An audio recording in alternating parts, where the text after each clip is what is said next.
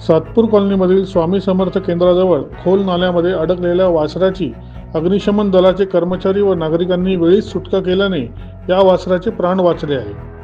सातपूर कॉलनीतील स्वामी समर्थ केंद्राजवळ आज दुपारी 12:30 वाजता सामाजिक कार्यकर्ते कल्पेश खांडेकर यांना खोल नाल्यामध्ये गायीचे वासरू पडल्याची माहिती मिळाली होती। कल्पेश खांडेकर यांनी तत्परता दाखवत त्वरित ही गोष्ट अग्निशमन दलाला सांगितली। अग्निशमन दलाचे कर्मचारी केवळ 10 मिनिटात घटनास्थळी पोहोचले।